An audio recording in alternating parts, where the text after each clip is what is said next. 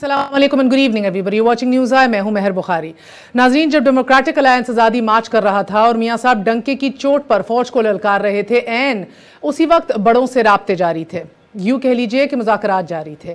पैदर पे मुलाकातों की खबरें गर्दिश में थीं और बैकडोर सियासी राब्तों के ढोल बड़े वसूख से पीटे जा रहे थे और पीडीएम में शामिल किसी भी एक जमात की तरफ से इन खबरों की तरदीद भी नहीं आ रही थी, लाख पूछने पर भी।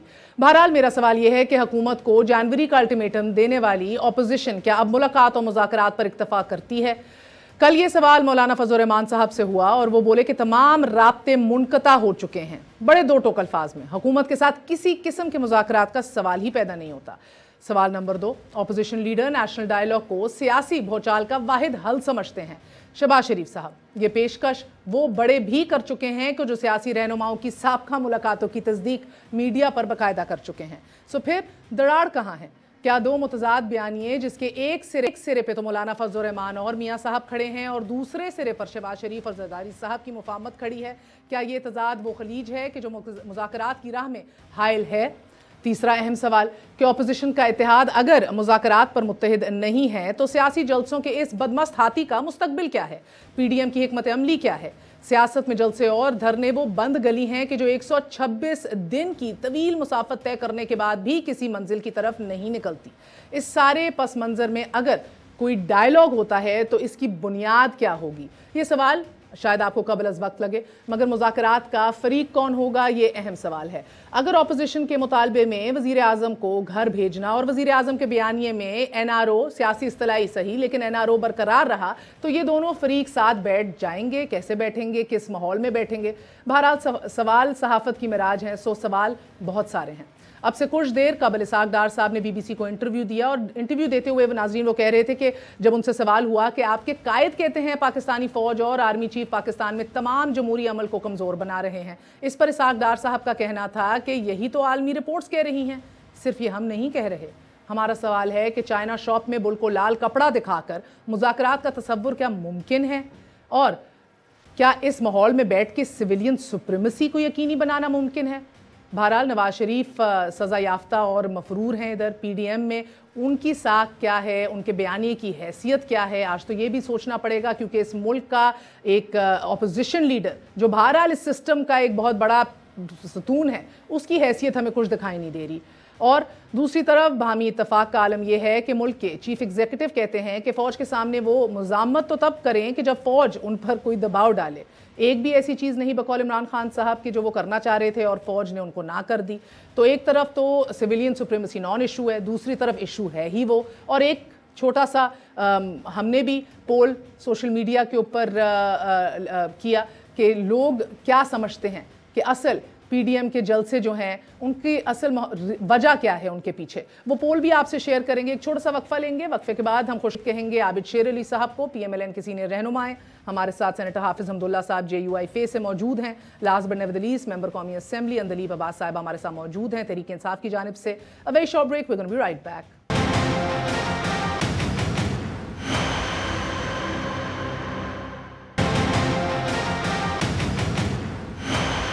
मैंने अपने ट्विटर हैंडल से ये पोल किया था ये समझने के लिए कि ज़्यादातर जो लोग हैं सोशल मीडिया के ऊपर, और क्योंकि बैनुल-अक़वामी सतह के ऊपर सोशल मीडिया को एज अ पॉलिसी टूल भी इस्तेमाल किया जाता है, लोग बहुत बेदार हैं, आगाह हैं, अपने जज्बात का इजहार करते हैं, बहुत पॉलिटिकली ओपिनियनेटेड हैं।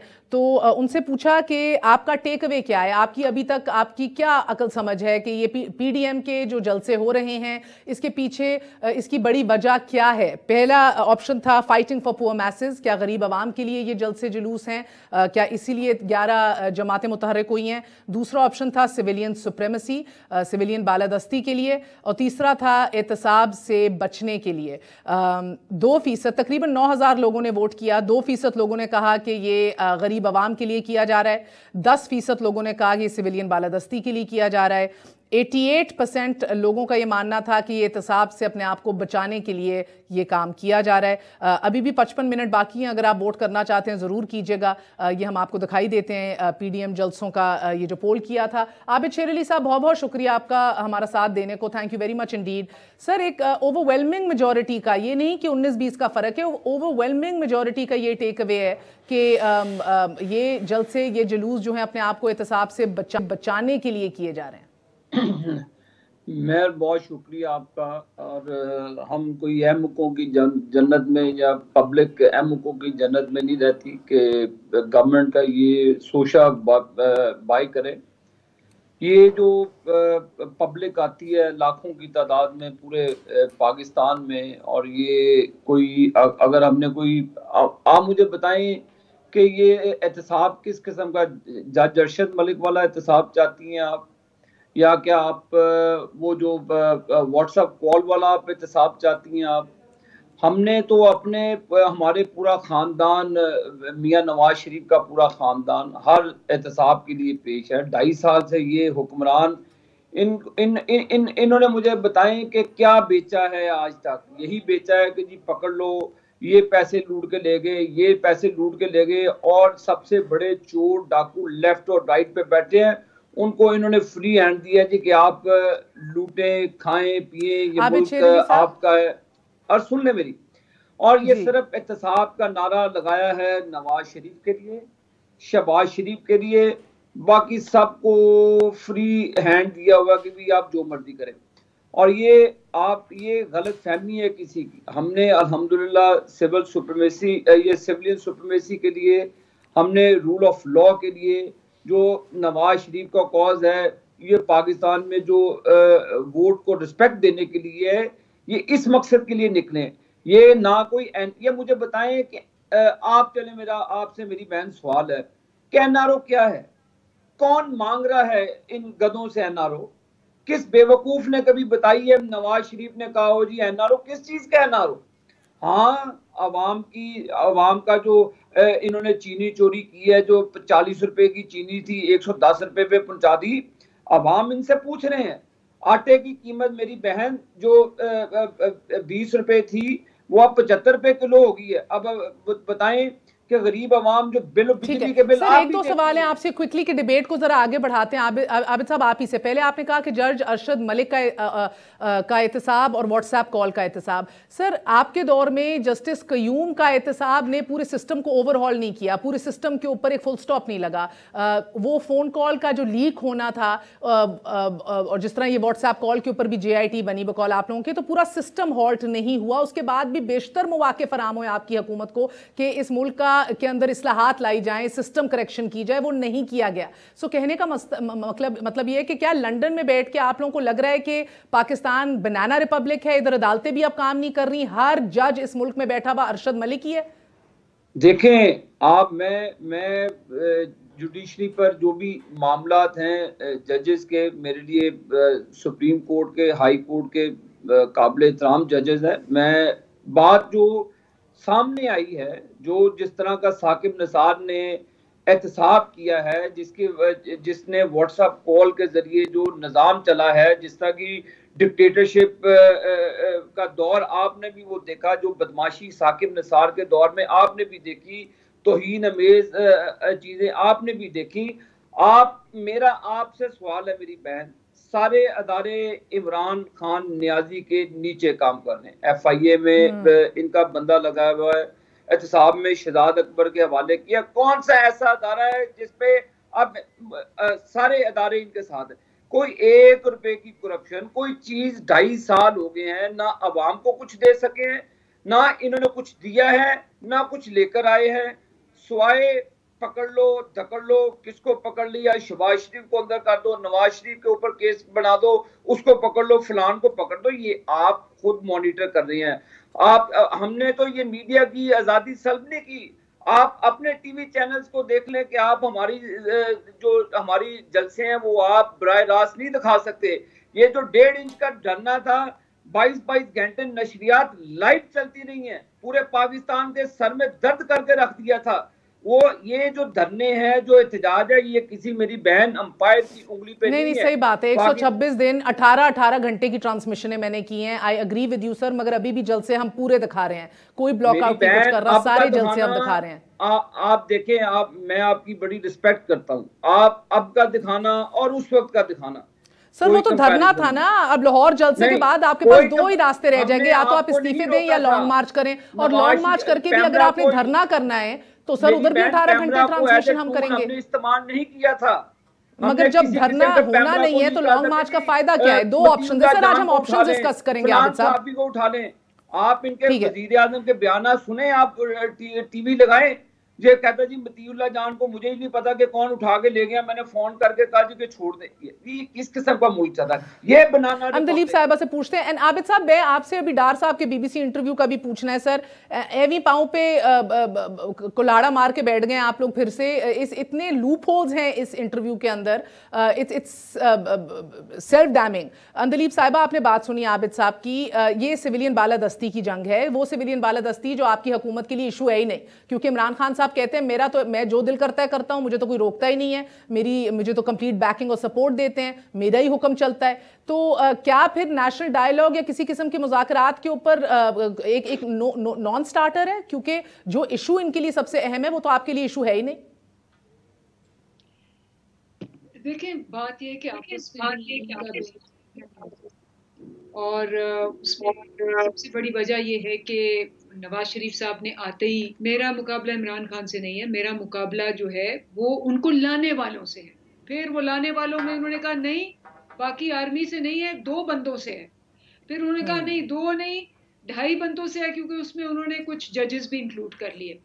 तो जो खुद एक नॉन सिविलियन पैदावार हो, क्योंकि ऑब्वियसली ज़ियाउल हक का क्वेश्चन किया आज उसने, स्टीवन साकर ने। चलिए, प्रोसेस ऑफ एवोल्यूशन होती है ना दिलीप साहिबा, यही तो डार साहब ने कहा है बीबीसी इंटरव्यू में, वो एवोल्यूशन थी। मानते हैं गलत इब्तदा थी, मगर इंसान इवॉल्व करता है ना। हाँ, वो नवाज शरीफ साहब ने भी अभी रिसेंटली माना था कि मैं नजरियाती नहीं था, लेकिन अब हो गया हूँ, एक आध महीने से हो गया। लंदन जब जाते हैं तो वहाँ अच्छी हवाएं होती हैं, वहाँ सेहत भी अच्छी हो जाती है। वहाँ बैठ के आप कह सकते हैं निकलो, कोरोना में मरो, लोगों को मारो, क्योंकि आप तो वहाँ बैठे हैं, आपके बेटे भी वहाँ बैठे हैं, लोगों के बेटे मरे तो कोई परवाह नहीं है। That is the contrast, that is why जो आपका पोल आया ना, उसमें 2%, सिर्फ 2% ने कहा है कि ये अवाम के लिए निकले हैं, गरीब अवाम के लिए निकले हैं, और 10% ने कहा है कि ये सिविलियन मार्शल लॉ के खिलाफ निकले हैं, और 88% ने कहा है कि ये अपने केसेस बंद कराने निकले हैं। तो ये है अवाम, और बाशऊर अवाम, सबको पता है ये जो सारा कुछ कर रहे हैं ये क्यों कर। हमने मज़ाकरात के लिए इनको बुलाया, फैटअप पे ये आए, फैटअप पे उन्होंने शर्त रख दी, इन्होंने ये कहा कि जी ये देखें हमारे पास, अगर आप हमारे ये वाले निकात मानते हैं 34, ये हमें दिया, ये इनका अपना लिखा हुआ है, ये इन्होंने दिया कि जी ये नैब को आप खत्म कर दें, तो उसके बाद हम आपके फैटअप साइन कर देंगे बिल। और वो कौमी मफाद के बिल थे, और कौमी मफाद जिसमें इन्होंने हमें धकेला। दिलीप साहिबा, अब क्या करना है आपकी हुकूमत से, और किसी भी शख्स की हुकूमत हो, किसी भी जमात की, उससे मुतवक्के होता है कि वो रास्ता हमवार करे, कॉन्फ्लिक्ट रेजोल्यूशन करे। अब क्या करना है? क्या आप इनको इंगेज करेंगे? आपको ऑपोजिशन लीडर ने एक ऑलिव ब्रांच एक्सटेंड की है, आपको एक रास्ता दिखाया है, दरवाजा हल्का सा खोला है कि हमें करना पड़ेगा नेशनल डायलॉग। ये लाख इंकारी रहे पीडीएम के दीगर लोग, आप इसको अवेल करेंगे अपॉर्चुनिटी को कि नहीं? एब्सोल्युटली जनाब, डायलॉग के लिए खान साहब ने खड़े होके असेंबली में कहा कि मैं हर किस्म का कॉम्प्रोमाइज करने को तैयार हूं, हर चीज पे सिवाय करप्शन के। ठीक है ना, बस ना करप्शन की बीच में डालें, आपसे कोई करप्शन की बात नहीं कर रहा। क्रेडिबल कन्वीनर कौन होगा अब इस डायलॉग के लिए? आपके जहन में कौन आता है? इट हैज टू बी कोई ऐसा क्रेडिबल बाय पार्टिजन कन्वीनर जिसके ऊपर तमाम स्टेक होल्डर्स को इत्तेफाक हो। हमारे हम तो हाजिर हैं, इन्होंने डिसाइड करना है। सर आप नहीं हो सकते, आप स्टेक होल्डर हैं, ना ही एस्टैब्लिशमेंट हो सकती है इनकी नजर में, तो एस्टैब्लिशमेंट भी मलाइंड है और पार्टिजन है। ना ही आपने सुना आबिद शर अली साहब को अरशद मलिक वाली जुडिशरी हो सकती है। कन्वीनर रह कौन गया जी? वो कन्वीनर मुझे हार्ट टॉक के बीबीसी होस्ट को ही कह देते हैं कन्वीन कर ले। मैं आपको बताती हूँ कन्वीनर ये कौन चाहते हैं। कन्वीनर ये चाहते हैं जिन्होंने इनमें इन्वेस्ट किया था, ये चाहते हैं मोदी को, क्योंकि ये मोदी और इंडिया का नैरेटिव जो बयान कर रहे हैं, ये चाह रहे हैं कि किसी ना किसी तरह Dilip Saab, we have to get more serious than this. इसहाक डार पर कैसे गया उस इंटरव्यू में, किसी वजह से था। उस इंटरव्यू में इतनी बेइज्जती हुई है इनकी, इतनी बेइज्जती हुई है, और पाकिस्तान की भी हुई है। हैरान है, वो जो एंकर था वो अपने बाल खींच रहा था कि ये किस किस्म का आदमी है, ये कितना झूठा है, ये कितना फासिस्ट है, वो कहीं जा रहा है। चले अब ये इंटरव्यू के एक दो क्लिप्स आपको दिखाते हैं, मगर पहले सेनेटर हाफिज अब्दुल्ला साहब, बहुत बहुत शुक्रिया। क्रेडिबल कन्वीनर जो सबको इकट्ठा करके मिल बैठ के बैठा दे, वो कौन हो सकता है आपके जहन में? और सर एक बात बता दीजिएगा, जो इस मुल्क के सिस्टम के मुताबिक, अदालतों के मुताबिक जो शख्स मफरूर हैं, जो शख्स नाअहल हैं, वो भी कहते हैं कि कोई बात नहीं हो सकती, there is no more dialogue now. Maryam भी कहती हैं, पीपल्स पार्टी भी यही कह रही है, मौलाना साहब तो सबसे बड़ा अलम उठाए बैठे हैं इस पूरी काविश का। तो ऑपोजिशन लीडर किस खेत की मूली हैं सर? शहबाज शरीफ साहब कायदे हिज़्ब इख्तलाफ हैं इस मुल्क के अंदर, प्रेसिडेंट हैं उस सियासी जमात के, वो डायलॉग का जिक्र और बात कर रहे हैं, क्या आप उसको खातिर में नहीं ला रहे? बिस्मिल्लाहिर्रहमानिर्रहीम। बहुत शुक्रिया मेहर बीबी। जहाँ तक डायलॉग की बात है, देखिए मियाँ शहबाज शरीफ ने नेशनल और कौमी डायलॉग की बात की, लेकिन ये बात वो कर सकते थे अगर वो पीडीएम का हिस्सा ना होते। लेकिन जब से पीडीएम वजूद में आई है, आज आपने मौलाना साहब की बात भी सुनी। पीडीएम जब वजूद में आई एपीसी के नतीजे में 20 सितंबर के बाद, उन 26 नुकात में से एक नुक्ता ये भी है कि किसी किस्म की मुज़ाकरात हुकूमत के साथ नहीं होगी। तो किसके साथ होंगे? किसी किस्म की डायलॉग नहीं होगी, किसी किस्म की ताउन, मैं आ रहा हूँ, किसी किस्म की ताउन उनके साथ नहीं होगी। तो जब पीडीएम की प्लेटफार्म से ये फैसला हो चुका है कि किसी किस्म की डायलॉग नहीं होगी, अब अगर डायलॉग होती है, मुज़ाकरात होती है, तो वो फैसला पीडीएम की प्लेटफार्म करेगी। अब इसमें इस चीज़ को देखना होगा, जो आपका सवाल है कि किसके साथ होगी। फ़र्ज़ करें पीडीएम ने फैसला किया है कि किसी किस्म की डायलॉग नहीं, फ्री एंड फेयर इलेक्शन, लेकिन फ़र्ज़ करें मैं फ़र्ज़ की बात करता हूँ, अगर फ़र्ज़ करें डायलॉग का फैसला होता है, तो फिर ये तय करना होगा कि डायलॉग का नुक्ता आगाज़ क्या होगा, किस नुक्ते से आप करेंगे। नंबर 2, डायलॉग किसके साथ करेंगे। नंबर 3, उस डायलॉग के मकासद और अहदाफ को क्या होंगे। नंबर 4, उस डायलॉग के गारंटर कौन होगा जो मकासद और अहदाफ होंगे। इसलिए मैं कहता हूं, आपने बार बार कन्वीनर की बात की, असल कन्वीनर 20 करोड़ आवाम है। इसलिए हम कहते हैं कि फ्री एंड फेयर इलेक्शन के पास जाना होगा, आवाम के पास जाना होगा, फैसला वो करेंगे, गैर जानिबदार, साफ शफाफ फ्री एंड फेयर इलेक्शन फैसला करेगा। अब्दुल्ला साहब, फ्री एंड फेयर इलेक्शन कह दिया, जबरदस्त, मजा आ गया। द प्रॉब्लम इज सर, कौन बनाएगा केयरटेकर गवर्नमेंट? मैं तो यही कह रहा हूं ना, ऑपोजिशन लीडर, मेरी बात सुनिए बीबी, मैंने आपको कहा, मैंने कहा कि अगर डायलॉग की फैसला आप करेंगे तो नुक्ता आगाज क्या होगा, कहाँ से हम शुरू करेंगे। कि हाँ, कहाँ से शुरू करेंगे। और अगर ना, अच्छा एक वक्फा ले लूं, कौन कौन से कामयाब डायलॉग्स हुए हैं दुनिया के अंदर, कौन से ममालिक हैं और कौन से वो प्रिंसिपल्स थे जिनको फॉलो किया गया कि वो कामयाब हो सकें। ये बड़ी बहुत लंबी और एग्जॉस्टिंग एक्सरसाइज होती है, जिसमें बहुत से वसाइल और पैसा और टाइम जो है उसके ऊपर लगता है, रिसोर्सेज लगती हैं सर। तो ये तो एक लंबी बैठक चलनी है। मुल्क इन द मीन टाइम कौन चलाएगा? एक वक्फे के बाद आ रहे हैं सर, वक्फे के बाद हाजिर होते हैं। Stay with us on news.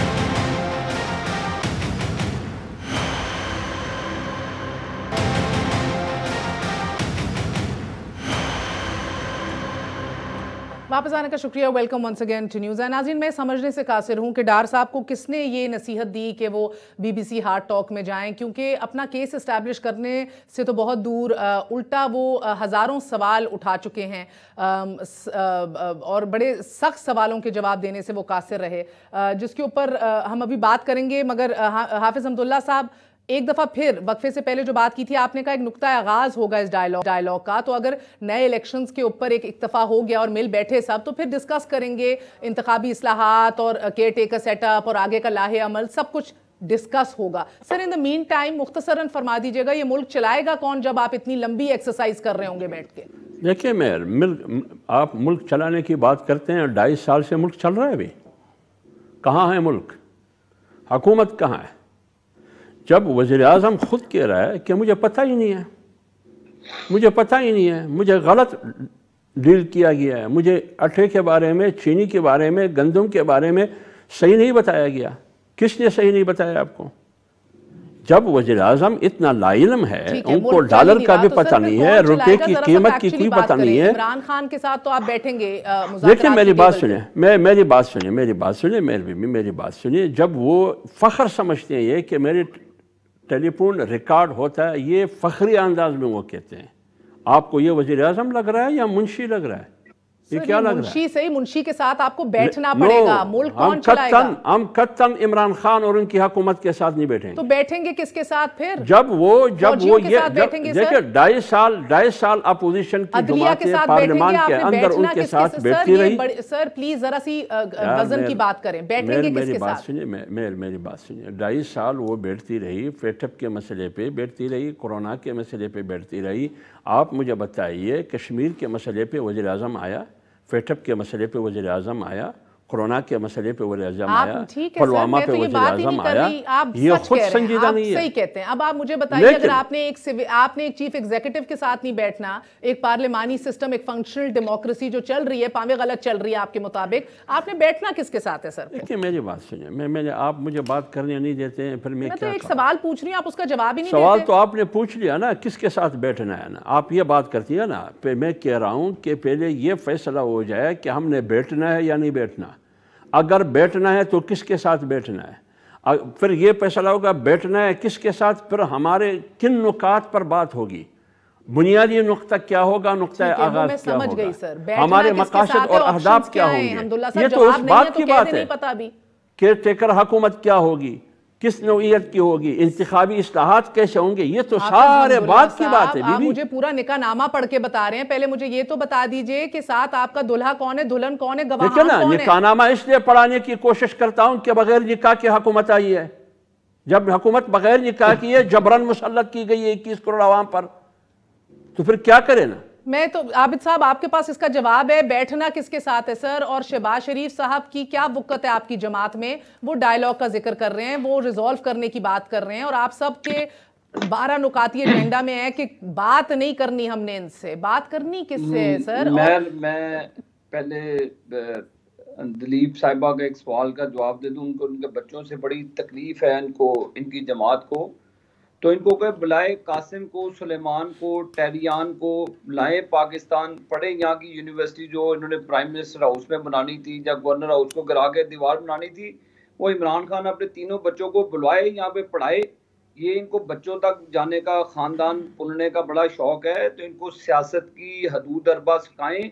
जिनको इतनी तहजीब और तहजीब नहीं है कि वालिदैन की वफात पर सियासत होती है, बीवी की बीमारी पर सियासत होती है, इनमें बिल्कुल इखलाक से घिरे हुए लोग हैं ये। नंबर 2, जो आप बात कर रही हैं, शहबाज शरीफ साहब ने नेशनल डायलॉग पीडीएम के प्लेटफॉर्म पे अवाम की तवज्जो से आईनी तरीके से होंगे। इस नलायक और मुनाफिक हुकूमत से किसी किस्म का कोई डायलॉग, किसी किस्म की कोई बातचीत नहीं होगी। आइन के अंदर किससे बात करने की आपके पास गुंजाइश है? नहीं, किसी किस्म की इन मुनाफिकों के साथ, इन मुनाफाखोरों के साथ, इन आइन शिकनों के साथ, इन चीनी चोरों के साथ, इन आटा चोरों के साथ किसी किस्म की बातचीत नहीं होगी। अब बात ओके आबिद साहब, एक सेकंड, जस्ट 1 सेकंड। आबिद साहब, इनसे होगी नहीं ये मुनाफिक, चोर, नाअहल। और कल मरियम बीबी ने कहा एक नहीं बस सिर्फ 2 सिलेक्टर्स हैं जो इनको लेकर आए हैं। इज नो रॉकेट साइंस किसका जिक्र कर रही हैं, उनसे भी बात नहीं हो सकती, तो बात करेंगे किससे सर? देखें, बात अभी ये अवाम के जो जज्बात हैं, जो अवाम की उभरती हुई जो रोजमर्रा के जो मसाइल हैं, लोग खुदकुशियां कर रहे हैं, अद्वियात लोगों की पहुंच से दूर है। आप टीवी पर दिखाने की इजाजत नहीं है, महंगाई पर बात करने की इजाजत नहीं है। हमारी जब तो सर क्या आप लोगों के हक में, आप लोगों के अभी हक में सिस्टम लपेटना ही जाता है? मैं 1 सेकंड मांग रहा हूँ। हमारी तरफ से खदशात का इजहार हो जाता था जी कि इकोनॉमी पर ये मामला है। अब तो पूरा पाकिस्तान डूब मरा है, अब तो पूरे पाकिस्तान में ये मामला हैं। शहबाज शरीफ साहब ने नेशनल डायलॉग की बात की है, पॉलिटिकल डायलॉग ये हुकूमत के साथ किसी किस्म की शहबाज शरीफ साहब ने ना कोई तासुर दिया है ना इसको कोट सर उन्होंने तासुर एग्जैक्टली यही दिया है कि एस्टैब्लिशमेंट के साथ नहीं पॉलिटिशियंस के साथ बात होगी, पॉलिटिकल स्टेक होल्डर्स के साथ, जिसमें 11 जमातें तो आप हैं, बाकी बचे पीटीआई, इन्हीं से डायलॉग करना है ना।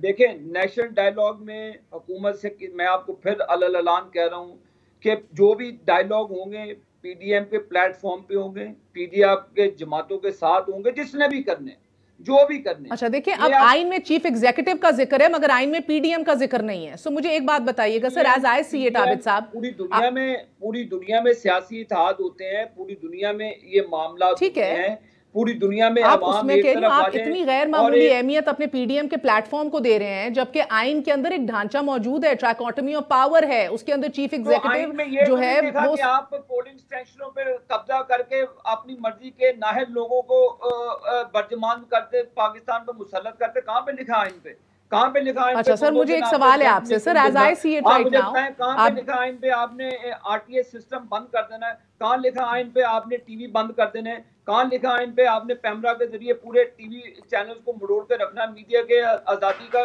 गला कूटना? बताएं कहाँ पे लिखा आइन पे? कोई कहाँ पे लिखा आइन पे कि आप चीनी चोरों के लिए? सर आपके इलेक्शन को भी जरदारी साहब ने आरओज का इलेक्शन कहा था, आपने भी अपने दौरे हुकूमत को मीडिया को स्ट्रैंगुलेट किया था, एक बड़े चैनल का तो पूरा बॉयकॉट कर दिया था, सहाफियों का बॉयकॉट हुआ था। So let's not get there. मैं आपसे एक सवाल पूछूं, मैं आगे देखना चाह रही हूँ आबिद साहब, जिस तरह मुझे इधर अभी नजर आ रहा है वो ये है कि नवाज शरीफ साहब के तो दो बड़े मसले मुझे समझ आ रहे हैं, एक ना अहली है, एक उनकी साहबजादी मरियम साहिबा है। तो अगर ये सिस्टम लिपट भी गया, सुन लीजिए मेरा सवाल सुनिए, उसके बाद बेशक उसका जो भी जवाब दीजिए। अल्लाह ताला ने उनको 3 मरतबा वजीर आज़म बनाया, उनको टर्म पूरी नहीं करने दी, क्या निकाला जी? अकामे पे निकाल दिया, कोई करप्शन का सबूत, कोई केस। अब 2.5 साल से ये नालायक बैठे हैं, इनको कहें FIA इनकी, इदारे इनके, हर चीज इनकी मर्जी के मुताबिक। इमरान खान कहता है कि उसके ऊपर केस कर दो, तो अगले दिन वो वेला आदमी जो बैठा है नैब का चेयरमैन, वो तलब कर लेता है, तलब करके सारी ऑपोजिशन को जेल में डाल देता है। अब हम कहते हैं कि चलाएं, ओपन ट्रायल करें, बताएं, मीडिया को बुलाएं, पाकिस्तान की आवाम सुने कि किस किस्म के केसेस ये बना रहे हैं। मुझे बताएं कि ये आप निजाम आइन में लिखा है कि नैब के नालायक चेयरमैन के जरिए जिसकी मर्जी आप हाजिरी कर लें, जिसको मर्जी केस पे डाल दें, जिस पे एसेट बियॉन्ड मीन, जिस पे मर्जी केस डाल दें। इमरान खान जलसा करता है, अगले दिन नोटिस पहुंचा होता है।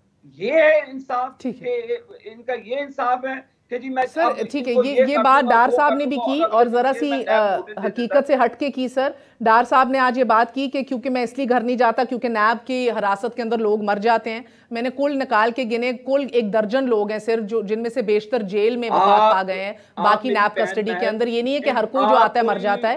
आप मेरी बात सुने, आप गैर मतनाज़े ये नैब का निज़ाम जो अकाउंटेबिलिटी का आप ले आए, आप अरशद मलिक वाला ना लेकर आए, आप ये चेयरमैन नैब जो बिठाया हुआ है इनका गुलाम, वो वाला आप एहतसाब का निजाम ना लाए। ये आप मुनसिफाना ये जब रियासत सर मुनसिफाना की भी अब तशरीह कौन करेगा ना सर, हम तसादुम की तरफ बढ़ चुके हैं, ये बहुत गंभीर सूरत हाल है अंदलीब साहिबा।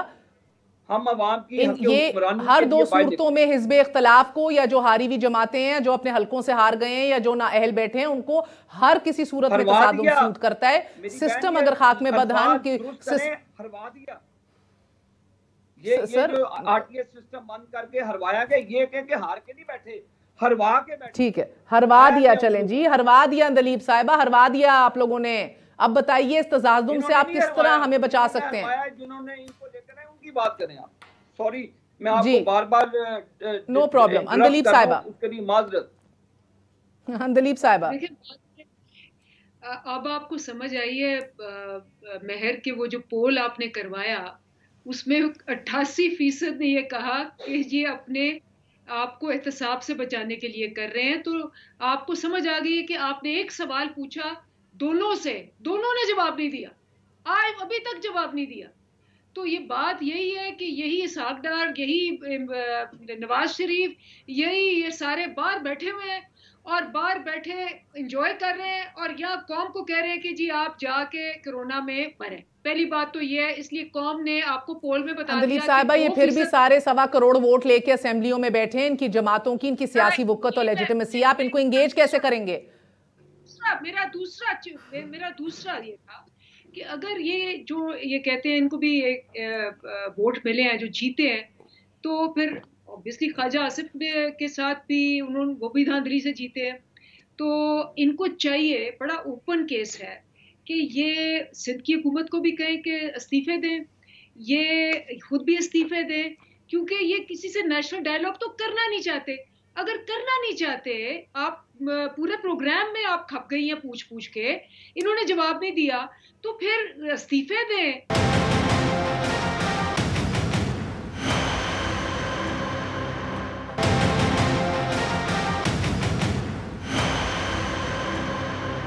अब्दुल्ला साहब, ऑप्शन क्या है?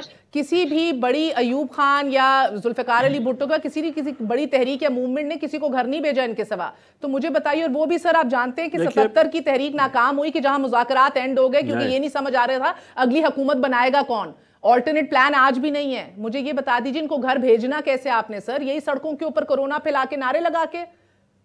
देखिए मेल भी मेरी बात सुने, इस खित्ते में मजबूत हुक्मरान जनरल अयूब भी गुजरे हैं, उसके खिलाफ PDM बना, जनरल अयूब मुस्ताफ़ी होने पे मजबूर नहीं हुआ, उन्होंने इस्तीफ़ा नहीं दिया।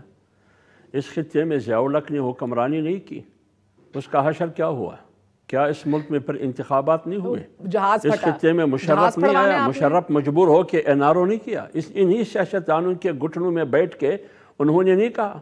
बेनज़ीर को रिस्क कहा गया, सिक्योरिटी रिस्क, नवाज शरीफ को सिक्योरिटी रिस्क कहा गया, लेकिन वही मुशर्रफ उनके घुटनों में दुबई में बैठ के NRO के लिए तैयार नहीं था। देखिए, एक तरफ अवामी ताकत है, एक तरफ अवामी क़ुव्वत है। अपोजिशन की 11 जमातें हैं, 42% वोट लिए, 42%, और इनके पास 30% वोट है। आप 42% को कैसे नजरअंदाज करेंगे? ऊपर आके खत्म होगी, इनको रुखसत करेंगे, इनको मुस्ताफी होने पे मजबूर करेंगे, हुकूमत और रियासत दोनों को मजबूर करेंगे कि इस मुल्क में फ्री एंड फेयर इलेक्शन हो। ये हमारा मकसद है, और अवाम की ताकत से इनको मजबूर करेंगे। जैसे कल मुल्तान में अवाम की ताकत से हमने जलसा करके दिखाया, इसी तरह अवाम की ताकत से इनको भगा के आप खुद देख लेंगे। ठीक है, कोई और तरीका नहीं है हमारे पास। ठीक है आबिद साहब, मेरा वक्त खत्म हो गया है। BBC के होस्ट ने बहुत तुन्ना है बैठ के डार साहब को कि खुद मिलिट्री डिक्टेटर के साथ आप हैंड इन ग्लव रहते हैं। जब हुकूमत में होते हैं आपको अच्छी लगती है फौज, जब ऑपोजिशन में होते हैं तो आप लोगों को प्रॉब्लम हो जाती है, जब पावर में नहीं होते। उनके वर्ड से what kind of hypocrisy is this? ये किस किस्म की मुनाफकत है? आपने ये सवाल मुझसे किए? जनाब आपसे किया जी, ये सवाल एक्चुअली है BBC होस्ट का। ये देखिए, क्या उन्होंने इसहाक डार साहब ने मुझे बताया कि गलत क्या बात की, किसी अपनी फौज को मिलाइन किया। ये तो जनरल मुशर्रफ अपनी किताब में लिखता रहा, ये जनरल दुरानी साहब कहते रहे, ये जनरल हमीद गुल साहब अपनी TV टॉक शो पे सर वो कुछ और कह रहे थे कि आपने यकायक फैसला कर लिया कि सबसे बड़ा प्रॉब्लम इस मुल्क का सिविलियन सुप्रीमेसी और एस्टैब्लिशमेंट है। ये आपको तभी याद आता है जब आप लोग पावर में नहीं होते। देखें, हमने हक हुक्मरानी के लिए हमने ये इक़्तिदार की बात नहीं हो रही। अगर इक़्तिदार की बात होती तो शायद ये आपको भी महज पता है कि आज भी इक़्तिदार में पाकिस्तान मुस्लिम नून की हुकूमत होती। अगर वो नवाज शरीफ साहब लाहौर से, इस्लामाबाद से वो 4 दिन का जो लॉन्ग मार्च करके वो लाहौर तशरीफ ना लाते, आपको एक एक चीज का पता है। आज तो GT रोड मुझे क्यों निकाला? जस्टिस साहब ने कहा कि ये चोर हुक्मरान है। वो भी तभी किया ना जब उनको निकाला। ये काम ही वरना सर वजीर आजम जब बने बैठे थे तब तो अपने 4 वुज़रा कुर्बान कर दिए डॉन लीक्स के ऊपर। स्टैंड ले लेते कि ऐसी की तैसी है, कुछ नहीं है, don leaks is a non issue. आप इस्तीफा दे, नहीं दूंगा इस्तीफा अपने वुज़रा का। मुझे बताएं, आप बताएं मोहतरमा, फिर डॉन लीक्स थी क्या? ये कुछ भी नहीं था। मैं तो डे 1 से कह रही हूँ, इट वाज अ फार्स। अपने मुल्क के इदारोों को जब ये यूनाइटेड नेशन जाता है वहां पे TV पे इंटरव्यू देता है और सर उधर सब खड़े हो जाते, कमर बांध लेते। आप चीफ एग्जीक्यूटिव थे नवाज शरीफ, कह लेते ऐसी की तैसी नहीं कुर्बान करूंगा अपने वुज़रा। आप लोगों ने तो कुर्बानियों की लाइन हाजिर कर दी। आप पर सुन लें ना, आप पर सुन लें। ये तो खुद तो पाकिस्तान की फौज को बाहर जाके जलील करते हैं। ये अभी सर इनको छोड़े, मैं आपकी बात कर रही हूँ। ये तो यही नकम में ना, इन्होंने किसकी बालादस्ती की जंग लड़नी है? असल तो आप सेवियर्स हैं हमारे। इमरान खान ने ISI पे इल्जाम लगाया कि नहीं लगाए? ये खुद फिर आप खान साहब पे आ गए सर। इल्जाम लगाते हैं, पता नहीं फिर भंग। चले मेरा वक्त खत्म हो गया। चले जी, बहुत बहुत शुक्रिया आबिद शेर अली साहब, अंदलीब अब्बास साहिबा, हसन अब्दुल्ला साहब। सबकी सुइयां अटकी हुई हैं, किसी की समथिंग हैज टू गिव। किसी ना किसी ने तो लचक दिखानी है कि इधर जो है कोई रास्ता हमवार हो सके, क्योंकि तसादम हो जाएगा नहीं, तसादम हो रहा है। और the biggest casualty is you, यानी कि आप सबसे बड़ी कैजुअल्टी हैं। आपकी ज़िंदगी, आपका मुस्तकबिल और सबसे ज़्यादा बढ़ के अभी आपकी सेहत। गुड नाइट, अल्लाह हाफिज़।